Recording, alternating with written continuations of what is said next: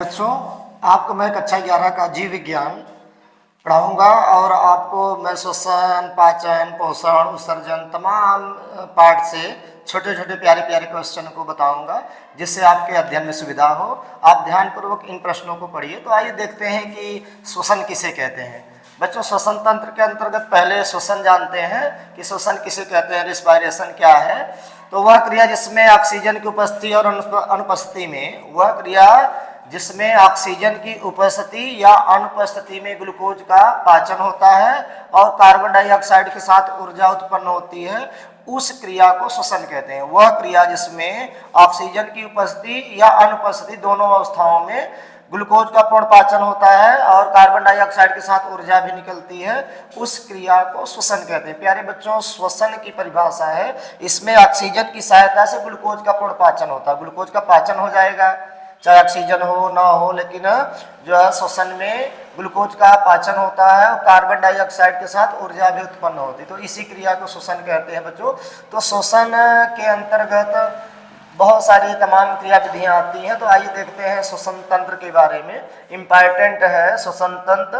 Respiratory system क्या है, श्वसन तंत्र किसे कहते हैं। तो प्यारे बच्चों, श्वसन तंत्र का निर्माण निम्नलिखित अंगों के मिलने से होता है। श्वसन तंत्र का निर्माण निम्नलिखित अंगों के मिलने से होता है। तो पहला अंग है नासिका, जिसे नाक कहते हैं, नासिका। दूसरा अंग है नासागुहा, तीसरा अंग है ग्रसनी, चौथा श्वास नली, पांचवा फेफड़ा और छठा डायफ्राम। यानी 6 अंगों के मिलने से श्वसन तंत्र का निर्माण होता है। पहला है नासिका, नाक, और नाक के अंदर खाली स्थान नासागुहा, गले में जहां पर आहार नली श्वास नली मिलती है ग्रसनी, और जिस नली से होकर वायु गुजरता है श्वास नली, और जिसमें वायु इकट्ठा होता है फेफड़ा, और बच्चों फेफड़े की सहायता करने वाला अंग डायफ्राम। तो आइए चित्र के माध्यम से देखते हैं। ये है श्वसन तंत्र का चित्र। श्वसन तंत्र की संरचना। प्यारे बच्चों, श्वसन तंत्र की संरचना के अंतर्गत आपको पहले मिलेगा नाक या नासिका, इसे नासिका कहते हैं। नाक के अंदर बच्चों खाली स्थान पाया जाता है, इसे कहते हैं नासागुहा। नाक के अंदर जो खाली स्थान है उसे नासागुहा कहेंगे। और यही वायु जब इस नली से होता हुआ आगे जहां पर हमारा भोजन वाली नली, आहार नली जुड़ी हुई है, इसको कहते हैं ग्रसनी। अब यही वायु ऑक्सीजन आगे एक नली से गुजरता है जिसे कहेंगे श्वास नली। इस श्वास नली से होता हुआ ऑक्सीजन फेफड़े में आ जाता है। ये आपका है, हमारा आपका फेफड़ा, और फेफड़े को सहायता करने वाला अंग है डायफ्राम। डायफ्राम बच्चों, तो इस प्रकार से इन 6 अंगों के मिलने से श्वसन तंत्र का निर्माण होता है। तो पहला अंग है नासिका, दूसरा अंग है नासागुहा, तीसरा अंग है ग्रसनी, चौथा अंग है श्वास नली, पांचवा फेफड़ा, छठा है डायफ्राम। तो इन 6 अंगों के मिलने से श्वसन तंत्र का निर्माण जान चुके हैं कि श्वसन तंत्र के अंतर्गत 6 अंग आते हैं। पहला है नासिका, दूसरा नासागुहा, तीसरा ग्रसनी, चौथा श्वास नली, पांचवा फेफड़ा, छठा डायफ्राम। तो देख लेते हैं कि जो है नासिका क्या है। नासिका, इसमें 2 बाहरी छिद्र होते हैं। ये नासिका है, इसमें 2 बाहरी छिद्र होते हैं। यह वातावरण से ऑक्सीजन को ग्रहण करती है और श्वसन करने के बाद निःश्वसन में कार्बन डाइऑक्साइड को वातावरण में ही छोड़ देती है। तो ये है नासिका बच्चों। तो नासागुहा, नाक के अंदर जो खाली स्थान होता है, नाक के अंदर जो खाली स्थान होता है इसे नासागुहा कहते हैं। बच्चों, नाक के अंदर जो खाली स्थान होता है उसे नासागुहा कहते हैं। इसमें रोम और बाल पाए जाते हैं और श्लेष्म ग्रंथियां पाई जाती हैं। रोम और बाल जो होते हैं वो वायु में जो धूल मिट्टी के कण है उसको जो है आपस में चिपका लेते हैं और जो श्लेष्म ग्रंथियां हैं ये लसलसा पदार्थ का स्राव करती हैं, ये धूल मिट्टी और प्रदूषित वायु को ग्रहण कर लेती है और फेफड़े तक केवल शुद्ध वायु को ही पहुंचने देती है। तो नाक के अंदर जो खाली स्थान होता है उसे नासागुहा कहते हैं। अब तीसरा पॉइंट जो है श्वसन तंत्र का, ग्रसनी है बच्चों। जहां पर श्वास नली आहार नली आपस में यहाँ गर्दन में जुड़ती है या खुलती है उसे हम लोग कहते हैं ग्रसनी। जहां पर आहार नली श्वास नली से जुड़कर खुलती है उसे कहते हैं ग्रसनी। तो तीसरा बाद आता है नंबर चौथा का श्वास नली। इसकी लंबाई बच्चों 10 से 12 सेमी होती है। इसमें से होकर वायु फेफड़े पहुंचती है। जिस नली से होकर वायु फेफड़े में पहुंचती है उसे कहते हैं श्वास नली। उसके बाद नंबर आता है बच्चों लंग्स का, फेफड़ा का। मनुष्य के वक्ष में एक जोड़ी फेफड़ा पाया जाता है। मनुष्य के वक्ष में 2 फेफड़े पाए जाते हैं, यानी एक जोड़ी फेफड़ा पाया जाता है। ये हल्के गुलाबी रंग के कोमल लचीले अंग होते हैं। ये हल्के गुलाबी रंग के कोमल लचीले अंग होते हैं। जैसे वायु को यदि छोड़ना है बाहर तो सिकुड़कर कार्बन डाइऑक्साइड को बाहर निकालें, और वायु को ग्रहण करना है, ऑक्सीजन को ग्रहण करना है तो फूलकर ऑक्सीजन को ग्रहण कर लें, इसलिए कोमल और लचीले होते हैं। बच्चों इनका निर्माण वायु कोष्ठों से होता है। जो फेफड़ा है ये वायु कोष्ठों के मिलने से बनता है। तो बच्चों छठा अंग है डायफ्राम। फेफड़े के नीचे डायफ्राम पाया जाता है। ये फेफड़ा है, इसके नीचे डायफ्राम पाया जाता है। यह फेफड़े की सुरक्षा करने का काम करता है। ये फेफड़ा इसी डायफ्राम से चिपक कर सुरक्षित रहता है। तो बच्चों अगला पॉइंट है फेफड़े का सामर्थ्य। तो देख लेते हैं कि एक बार में फेफड़े के अंदर जितनी वायु को हम आप भर सकते हैं उसे कहते हैं फेफड़े का सामर्थ्य। हम वायु को खींच कर जितना एक बार में फेफड़े में भर सकते हैं उसे कहते हैं वायु का सामर्थ्य, यानी फेफड़े का सामर्थ्य। और फेफड़े का सामर्थ्य होता है बच्चों 6000 ml मिलीलीटर। 6000 मिलीलीटर। तो आप जानते हैं 1000 मिलीलीटर बराबर 1 लीटर या 1 किलोग्राम होगा। तो इस प्रकार से 6000 मिलीलीटर फेफड़े का सामर्थ्य है। तो बच्चों हम औसत सामर्थ्य देख लेते हैं। अवशेष सामर्थ्य क्या है? तो फेफड़े का जो अवशेष सामर्थ्य है, हम ज्यादा से ज्यादा इस फेफड़े में से 4500 ml ऑक्सीजन को बाहर निकाल सकते हैं। तो इस प्रकार से अगर 4500 घटा दिया जाए 6000 में से 1500 ml फेफड़े का अवशेष होता है। फेफड़े का जो अधिक से अधिक हम 4500 ml ऑक्सीजन को बाहर निकाल सकते हैं, फिर भी फेफड़े में 1500 ml ऑक्सीजन बची रह सकती है। तो फेफड़े का जो औसतन अवशेष है वो 1500 ml है। इस बात को ध्यान दीजिएगा। 1500 ml फेफड़े का औसतन अवशेष है। केंद्रीय तंत्रिका तंत्र किसे कहते हैं? तो इसके अंतर्गत हमारा मस्तिष्क और मेरुरज्जु शामिल है बच्चों। केंद्रीय तंत्रिका तंत्र के अंतर्गत हम लोगों का मस्तिष्क और ये जो मेरुरज्जु है, मस्तिष्क के निचला भाग मेरुरज्जु कहते हैं, नोटोकॉर्ड। तो इसके अंतर्गत मस्तिष्क एवं मेरुरज्जु आते हैं जो शरीर की समस्त क्रियाओं का निगमन करते हैं। जो मेरुरज्जु होता है वो अनैच्छिक क्रियाओं को नियंत्रित करता है, और बाकी जो शरीर की सभी क्रियाएं जैसे सोचना है, विचारना है, तर्क करना है, जो है भूख प्यास इनका अनुभव है, दर्द का, प्रेम का, घृणा का जो अनुभव है वो तंत्रिका तंत्र का मस्तिष्क नियंत्रित करता है। तो ध्यान से इन प्रश्नों को पढ़िएगा। केंद्रीय तंत्रिका तंत्र किसे कहते हैं? इसके अंतर्गत मस्तिष्क यानी ब्रेन और नोटोकॉर्ड यानी मेरुरज्जु आता है बच्चों। यह हमारे शरीर की समस्त क्रियाओं को निगमन करता है। अगर छींक आ रही है तो उसको कंट्रोल करने का कार्य मेरुरज्जु करेगा। दर्द हो रहा है तो उसको कंट्रोल करने का कार्य मस्तिष्क करेगा। भूख प्यास सारी क्रियाओं को निगमन करने का कार्य हमारे केंद्रीय तंत्रिका तंत्र के अंतर्गत मस्तिष्क करता है। तो कहा जा रहा है कि शरीर की समस्त क्रियाओं का निगमन मस्तिष्क करता है। इसका निर्माण नीट के एग्जाम में पूछा जाता है कि मस्तिष्क का निर्माण भ्रूण के किस पार्ट से होता है, तो मस्तिष्क का निर्माण भ्रूण के एक्टोडर्म से होता है। एक्टोडर्म से ब्रेन का निर्माण होता है। मानव मस्तिष्क का भार 1.3 किग्रा से 1.3 किग्रा से 1.4 किग्रा तक होता है। प्यारे बच्चों, यह हमारे शरीर के विभिन्न भागों से संदेश भेजने का, यह हमारे शरीर के विभिन्न भागों को संदेश भेजने का और प्राप्त करने का कार्य करता है। जो मस्तिष्क है वो संदेश भेजेगा भी और इन अंगों से संदेश को ग्रहण भी करेगा। तो बी दूसरा पॉइंट है बच्चों, पैरामीशियम की संरचना। पैरामीशियम की संरचना, पैरामीशियम की संरचना कैसी होती है जानते हैं आप कि मैं पैरामीशियम एक चप्पल के आकार का होता है। इसको बनाना बच्चों आसान है। इस प्रकार से आप पैरामीशियम को बना सकते हैं।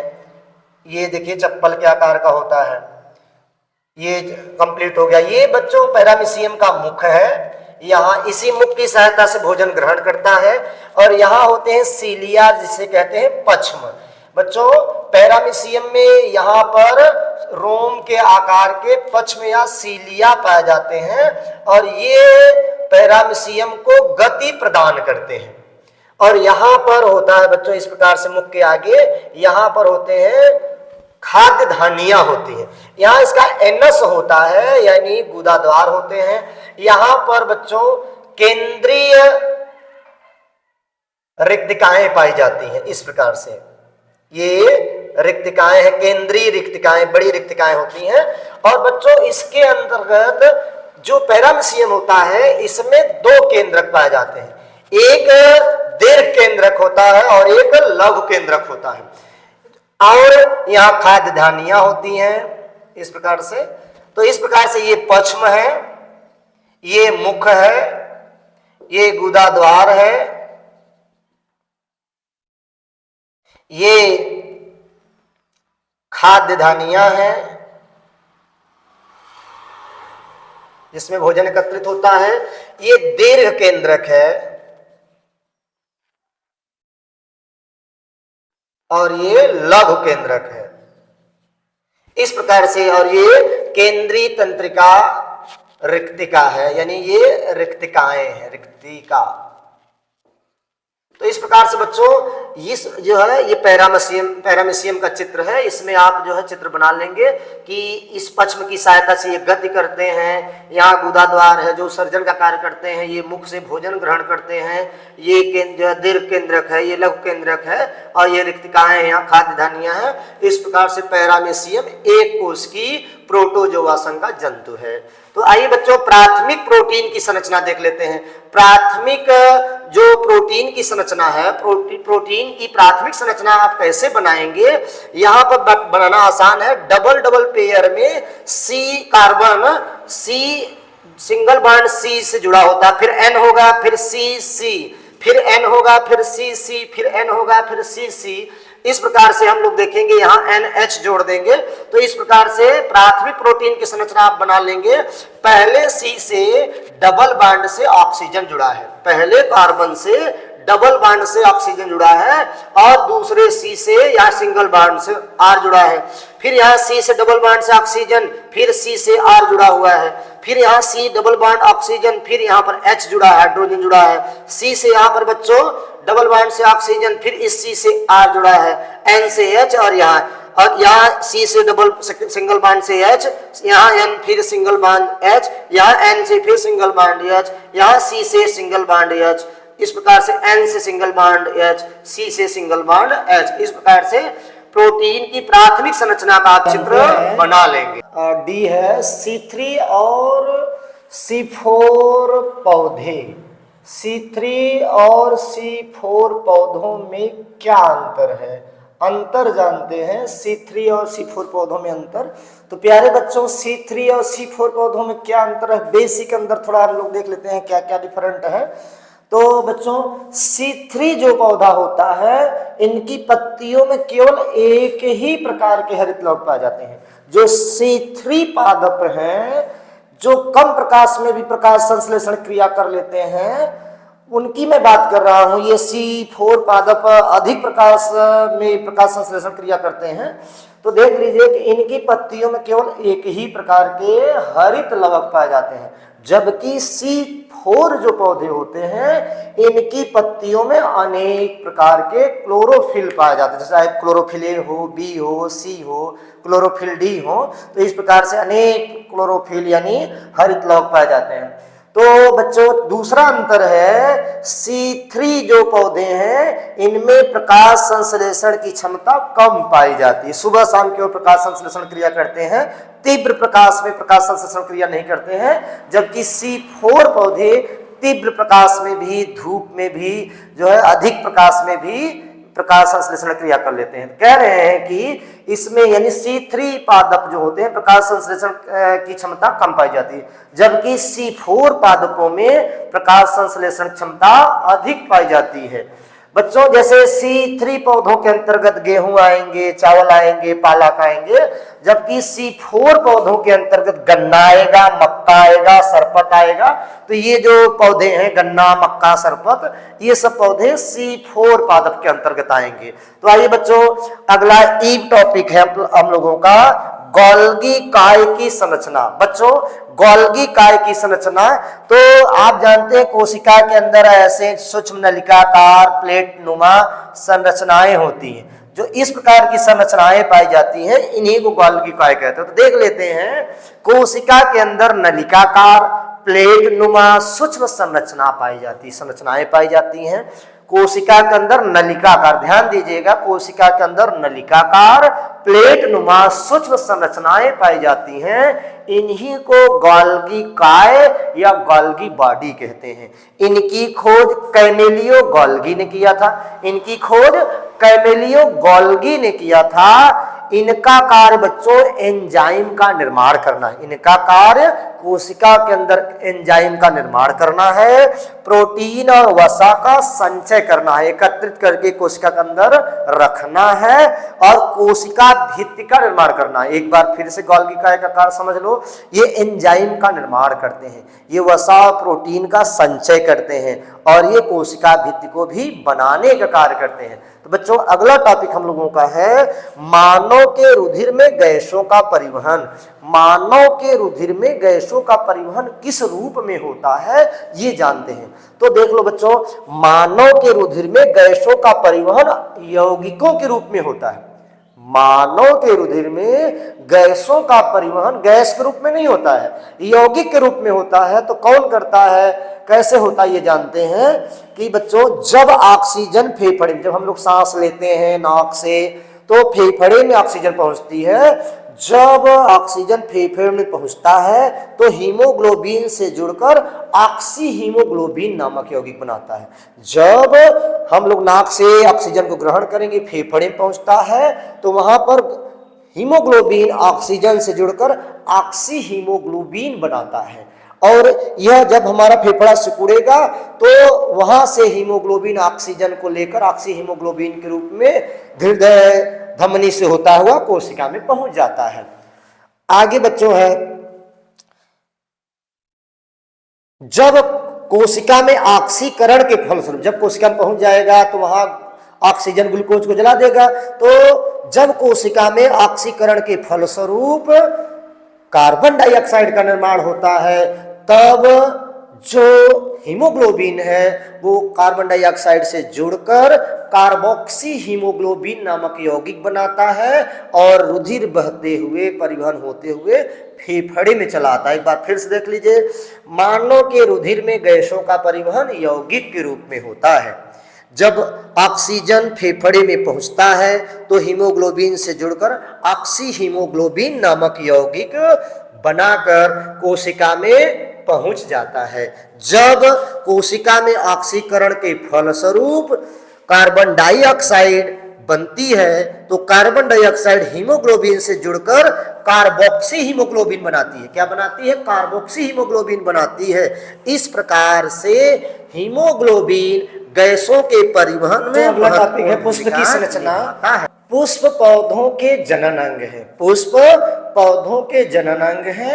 इनका विकास पौधे के तने के प्ररोह से होता है। पुष्प पौधों के जनन अंग है। इनका विकास तने के प्ररोह से होता है। तो आइए देखते हैं बच्चों, जैसे एक पुष्प है इस प्रकार से, ये दल है और इस पुष्प में यहाँ पर बाह्यदल है और यहाँ पर देखेंगे बीच में इस प्रकार से वर्तिकाग्र या ऊपर वर्तिकाग्र है, वर्तिका है, वर्तिकाग्र है, अंडाशय है, वर्तिकाग्र, वर्तिका, अंडाशय, ये बाह्यदल है और ये दल है। यहां अंडाशय के अंदर अंडाणु है, इसी के ऊपर बच्चों यहां परागकोश होते हैं। तो एक पुष्प में 4 अंग होते हैं। पहला है बाह्य दल, पहला है बाह्य दल, दूसरा है दल, तीसरा बच्चों इन तीनों अंगों को मिलाकर अंडाशय और चौथा है पुमंग। इस प्रकार से एक पुष्प में 4 अंग पाए जाते हैं। बाह्य दल, दल,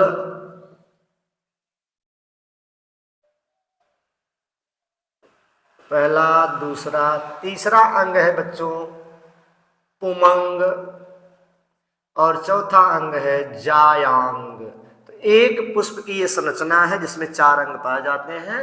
बाह्य दल कैलिक्स, दल कोरोला, पुमंग एंड्रोसियम, जायांग गाइनोसियम, यही 4 अंग होते हैं।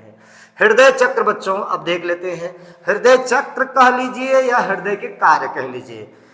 हृदय रुधिर को पंप करने का कार्य करता है। हृदय रुधिर को पंप करने का कार्य करता है।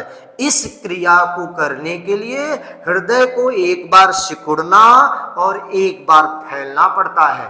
सिकुड़ने को प्रकुंचन और फैलने को अनुशिथिलन कहते हैं। इस प्रकार से एक स्वस्थ मनुष्य का हृदय 1 मिनट में 72 बार धड़कता है। प्यारे बच्चों, जो हृदय है वो एक तरफ से रुधिर को ग्रहण करता है और दूसरी तरफ रुधिर को पंप करके यह जो है हमारे शरीर के सभी अंगों को देने का कार्य करता है। तो इस प्रकार से हृदय रुधिर को पंप करने का कार्य करता है और इस क्रिया को करने के लिए हृदय को सिकुड़ना और फैलना पड़ता है। सिकुड़ने को प्रकुंचन और फैलने को अनुशिथिलन कहते हैं। यह है हृदय का चक्र। कब्ज संधि या कंदुक खल्लिका संधि क्या है? कब्ज संधि या जो है कंदुक खल्लिका संधि क्या है बच्चों? जब किसी अस्थि का मोटा सिरा किसी अस्थि के गड्ढे में निवास करती है। जब किसी अस्थि का मोटा उभरा हुआ सिरा किसी अस्थि के गड्ढे में निवास करती है तो उसे कब्ज संधि कहते हैं। यह दरवाजे की भांति एक ही तरफ खुलता है, जैसे गिठुने की संधि है, ये एक ही तरफ खुल रहा है। जब किसी हड्डी, जो ये हड्डी है इसमें गड्ढा है, ये ह्यूमरस है, इसमें गड्ढा है और ये है रेडियस अल्ना। तो बच्चों इसमें उभार है। जब ये रेडियस और अल्ना का उभार इस ह्यूमरस के गड्ढे में फिट हो जाता है तो उसे कब्ज संधि कहते हैं। ये एक ही तरफ खुलता है दरवाजे की तरह, जैसे किहुनी और घुटने की संधि कब्ज संधि का उदाहरण है। कंदुक खल्लिका संधि बच्चों, जब किसी हड्डी का ये उभार प्याले नुमा अंश मेखला या श्रोण मेखला में फिट होता है। ये जो ह्यूमरस है इसका जो उभार है या ह्यूमरस के अंदर ऐसे फिट होता है। जब किसी हड्डी का उभार किसी हड्डी के प्याले नुमा संरचना के अंदर फिट होता है और चारों तरफ घूमता है तो उसे कंदुक खल्लिका संधि कहते हैं। जैसे कंधे की संधि है, जांघ की संधि है, ये कंदुक खल्लिका संधि का उदाहरण है। बच्चों अब आते हैं उत्सर्जन किसे कहते हैं। बच्चों, हम लोग जो भोजन ग्रहण करते हैं उसमें पचे हुए हानिकारक पदार्थों को शरीर में उपापचयी क्रियाओं के फलस्वरूप शरीर में बने हुए हानिकारक पदार्थों को शरीर से बाहर निकालने क्रिया को उत्सर्जन कहते हैं। मनुष्य यूरिया का उत्सर्जन करता है, इसलिए यूरियोटेलिक है। उपापचयी क्रियाओं के फलस्वरूप शरीर में बने हुए हानिकारक पदार्थों को शरीर से बाहर निकालने क्रिया को उत्सर्जन कहा जाता है। प्यारे बच्चों, रंध्र की संरचना देख लेते हैं, स्टोमेटा की संरचना। तो जो रंध्र होता है, इस प्रकार से जो चिलबिल का बीज होता है उसी प्रकार से रंध्र पाए जाते हैं। इस प्रकार से रंध्र होता है। अब बच्चों, रंध्र में दो प्रकार की कोशिकाएं होती हैं। एक द्वार कोशिका मोटी होती है और दूसरी द्वार कोशिका पतली होती है। तो इस रंध्र में ये दो प्रकार की कोशिकाएं हैं। ये जो है रंध्र की संरचना है। बच्चों, यहां पर द्वार कोशिकाएं हैं। ये क्या है? द्वार कोशिकाएं हैं। और ये रंध्र का छिद्र है और इसी में होते हैं क्लोरोफिल। क्या होते हैं? क्लोरोफिल पाए जाते हैं।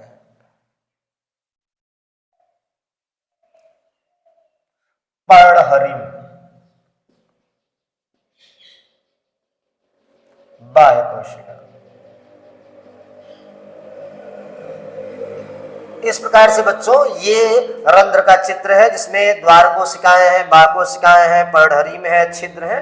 तो ये है रंध्र का चित्र। आगे देखते हैं पुष्प के सहायक अंग।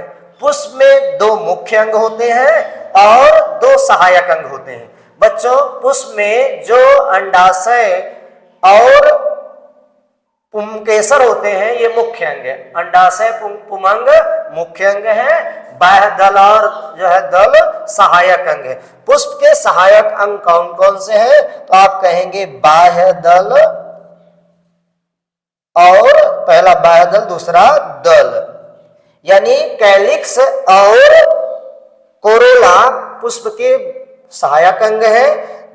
जो बाह्य दल होता है वो पंखुड़ी और कली की रक्षा करता है, जबकि दल परागण की क्रिया में सहयोग करता है और यह कि तितली, भौरे आदि कीट पतंगों को आकर्षित करके पौधे के पुष्प में परागण क्रिया में सहायता करता है। आगे बच्चों ये देखते हैं एड्रिनल ग्रंथि। एड्रिनल ग्रंथि हमारे किडनी के ऊपर अधवृक्क पाया जाता है। वृक्क के ऊपर अधवृक्क पाया जाता है, जिसे एड्रिनल ग्रंथि कहते हैं। यह एड्रीनैलिन नामक हार्मोन्स का स्राव करता है। किस हार्मोन्स का? यह एड्रीनैलिन नामक हार्मोन्स का स्राव करता है। हार्मोन्स का स्राव करता है। पूछा जा सकता है कि एड्रिनल ग्रंथ से कौन से हार्मोन का स्राव होगा? तो एड्रीनैलिन नामक हार्मोन्स का स्राव होगा। इसका कार्य है हृदय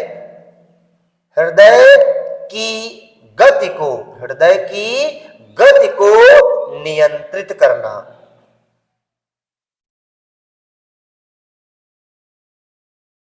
हृदय की गति को नियंत्रित करना एड्रिनैलिन नामक हार्मोन्स का कार्य है।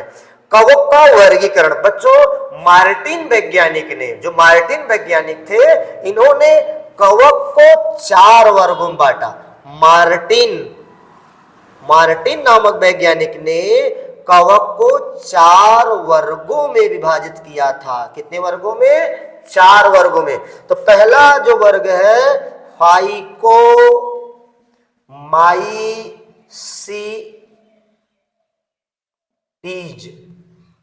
पहला वर्ग है फाइकोमाइसीटीज। ये है फाइकोमाइसीटीज। दूसरा बच्चों है एस्कोमाइसीटीज। एस्कोमाइसीटीज। तीसरा वर्ग है बेसिडियोमाइसीटीज। यो माइसिटीज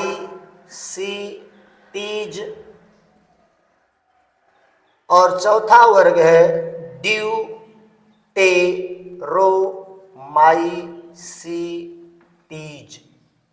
तो मार्टिन ने कवकों का वर्गीकरण किया और उन्होंने कहा कि कवकों को 4 वर्गों में बांटा जा सकता है, फाइकोमाइसिटीज, एस्कोमाइसिटीज, बेसिडियोमाइसिटीज और ड्यूटेरोमाइसिटीज। मार्टिन ने कवकों को 4 वर्गों में डिवाइड किया, फाइकोमाइसिटीज, एस्कोमाइसिटीज, बेसिडियोमाइसिटीज और ड्यूटेरोमाइसिटीज। अगला पॉइंट देखते हैं, थायराइड ग्रंथि की संरचना। थायराइड ग्रंथि की संरचना के बारे में हम आप समझते हैं कि थायराइड ग्रंथि कहाँ पाई जाती है, किस आकार की होती है, इसका वजन कितना होता है। तो देख लेते हैं। हमारे शरीर की सबसे बड़ी ग्रंथि जो अंतःस्रावी ग्रंथि है वो थायराइड है। हमारे शरीर की सबसे बड़ी अंतःस्रावी जो ग्रंथि है वो थायराइड है। थायराइड हमारे गर्दन में पाई जाती है, हमारे गले के कंठ के नीचे थायराइड पाई जाती है। बच्चों यहाँ पर देखिए, यहाँ पर जो थायराइड ग्रंथि दिख रही है आपको, ये गला है, कंठ है, इसके नीचे थायराइड ग्रंथि है, इस प्रकार से अंग्रेजी के एच के आकार का। तो थायराइड ग्रंथि की संरचना के बारे में हम लोग देख लेते हैं इस प्रकार से। तो यह हमारे शरीर की सबसे बड़ी अंतःस्रावी ग्रंथि है जो हमारे गर्दन में कंठ के नीचे पाई जाती है। इसका आकार अंग्रेजी के एच के आकार का होता है। इसका आकार जो अंग्रेजी का एच होता है, इस प्रकार से अंग्रेजी के एच के आकार का थायराइड ग्रंथि होती है। इसका भार 25 से 30 ग्राम होता है। थायराइड ग्रंथि का भार 25 से 30 ग्राम होता है। यह मुख्य रूप से थायरॉक्सिन नामक हार्मोन्स का स्राव करती है। यह मुख्य रूप से थायरॉक्सिन नामक हार्मोन्स का स्राव करती है। इस हार्मोन्स का मुख्य कार्य उपापचयी क्रियाओं को नियंत्रित करना है। पाचन, श्वसन, उत्सर्जन, पोषण, प्रजनन सभी क्रियाओं को मिलाकर उपापचयी क्रिया कहा जाता है। और उपापचयी क्रियाओं को नियंत्रित करने का कार्य थायरॉक्सिन नामक हार्मोन्स करता है। तो एक बात फिर समझ लो बच्चों, थायराइड ग्रंथि की संरचना कैसी होती है। तो यह जो थायराइड ग्रंथि है, यह हमारे शरीर की सबसे बड़ी अंतःस्रावी ग्रंथि है जो हमारे गर्दन में कंठ के नीचे पाई जाती है। इसका आकार अंग्रेजी के एच के आकार का होता है। इसका मुख जो है बच्चों, इसका भार 25 से 30 ग्राम होता है। 25-30 ग्राम इसका भार होता है। यह मुख्य रूप से थायरॉक्सिन नामक हार्मोन्स का स्राव करती है। जो थायरॉक्सिन नामक हार्मोन्स है, ये उपापचयी क्रियाओं का निगमन और नियंत्रण करता है। तो बच्चों ये देखिए, आपका जो है गला है और गले में थायराइड ग्रंथि है। थायराइड ग्रंथि में यहाँ पर चारों कोनों पर पैराथायराइड ग्रंथि दिखाई दे रही है। यही थायराइड ग्रंथि में जब सूजन आ जाता है तो घेंघा रोग हो जाता है। तो इस थायराइड ग्रंथि का जो है हम लोग संरचना देख रहे थे। अब देखेंगे, यदि बच्चों थायराइड ग्रंथि सही से कार्य नहीं कर रही है तो क्या होगा। थायराइड ग्रंथि की अनियमितता, यानी थायराइड ग्रंथि यदि सही ढंग से कार्य नहीं कर रही है, अनियमित ढंग से कार्य कर रही है, तो हमारे शरीर पर इसका क्या प्रभाव पड़ेगा। तो थायराइड ग्रंथि जब सही ढंग से कार्य नहीं करती है तो इसका निम्न प्रभाव हमारे शरीर पर पड़ता है।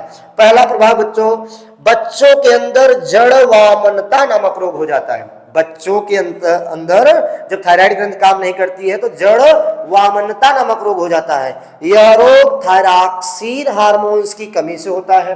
बच्चों में थायराइड ग्रंथि काम ही नहीं करेगी, जब कार्य नहीं करेगी, थायरॉक्सिन हार्मोन्स नहीं निकलेगा, तो इनमें जड़ वामनता नामक रोग हो जाएगा। तो बच्चे बौने और कुरूप हो जाते हैं। जो छोटे बच्चे होते हैं वो बौने और कुरूप हो जाते हैं। अगर बच्चे बड़े हो गए और उसमें जब थायराइड ग्रंथि कार्य नहीं करेगी तब क्या होगा, तो उसको मिक्सिडीमा कहते हैं। बच्चों वयस्क मनुष्य में जब थायराइड ग्रंथि सही से कार्य नहीं करती है तो उस दशा को मिक्सिडीमा कहते हैं। यह रोग वयस्क मनुष्य में थायरॉक्सिन की कमी से होता है। थायरॉक्सिन नामक हार्मोन्स की कमी से होता है, जिसके कारण वयस्क मनुष्य के बाल झड़ने लगते हैं और त्वचा में सूजन आ जाती है, त्वचा फूल जाता है। बाल झड़ने लगते हैं और त्वचा फूल जाती है। गले में घेंघा रोग हो जाता है, या आयोडीन की कमी से होता है। इसमें थायराइड ग्रंथि में सूजन आ जाती है। हमारे गले में थायराइड ग्रंथि में फूल जाती है, जिससे इस दशा को घेंघा रोग कहते हैं। बच्चों आइए जानते हैं प्रोटिस्टा जगत के क्या लक्षण है, यानी जगत प्रोटिस्टा में कौन से जीव रखे जाएंगे। तो आप और हम जानते हैं कि जो है प्रोटिस्टा जगत में एक कोशिकी यूकैरियोटिक जीवों को रखा गया है, एक कोशिकीय। प्रोटिस्टा जगत में एक कोशिकी यूकैरियोटिक याद रखना बच्चों, प्रोटिस्टा जगत में कैसे जीवों को रखा गया है। प्रोटिस्टा जगत में एक कोशिकी यूकैरियोटिक जीवों को रखा गया है। प्रोटिस्टा जगत में कैसे जीवों को रखा गया है, एक कोशिकी यूकैरियोटिक जीवों को रखा गया है। अब बच्चों अगला क्वेश्चन है, डीएनए कहाँ पाया जाता है। डीएनए कहाँ पाया जाता है, आप जानते हैं कि डीएनए केंद्रक में पाया जाता है, तो लगभग 95-96% केंद्रक में पाया जाता है। और कभी कभी यह हरित लवक और माइटोकॉन्ड्रिया में भी पाया जाता है। इस प्रकार से डीएनए 3 जगह पाया जाता है, डीएनए केंद्रक, हरित लवक और माइटोकॉन्ड्रिया में पाया जाता है।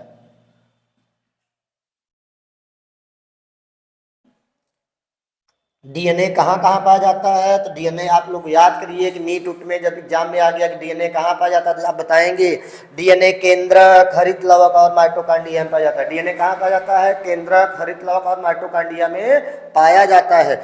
गुणसूत्र के शीर्ष को क्या कहते हैं बच्चों, गुणसूत्र के शीर्ष को क्या कहते हैं, तो हम लोग गुणसूत्र के शीर्ष जो होता है, ऊपरी भाग होता है, इसको टीलोमियर कहते हैं, टीलोमियर कहा जाता है। गुणसूत्र के शीर्ष को टीलोमियर कहा जाता है। गुणसूत्र के शीर्ष को क्या कहा जाता है, टीलोमियर कहा जाता है। बच्चों अगला क्वेश्चन है, गाल्गी काय के घटक क्या है। गाल्गी काय 3 घटकों के मिलने से बनता है। बच्चों ऐसे चपटी नलिकाएं होंगी। पहला गाल्गी काय का पहला घटक है चपटी नलिकाएं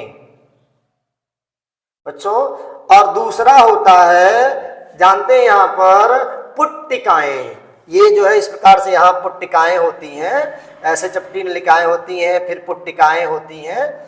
तो इस प्रकार से कहा जा रहा है कि पुट्टिकाएं, तो ये दूसरा घटक हो गया। तीसरा है नलिकाएं, तीसरा यहाँ छोटी छोटी नलिकाएं होती हैं, तो नलिकाएं। तो गाल्गी काय के 3 घटक हैं, चपटी नलिकाएं, पुट्टिकाएं और नलिकाएं। ये तीनों यानी सभी ये तीनों गाल्गी काय के घटक हैं। तो इस प्रकार से आप समझ गए होंगे गाल्गी काय के कितने घटक हैं, 3 घटक हैं, चपटी नलिकाएं, पुट्टिकाएं और नलिकाएं। बच्चों यदि आपको ये वीडियो अच्छा लगा हो, आपको समझ में आया हो, तो लाइक करिएगा वीडियो को और सब्सक्राइब करिएगा। थैंक यू बच्चों, आपने पूरा वीडियो देखा। धन्यवाद।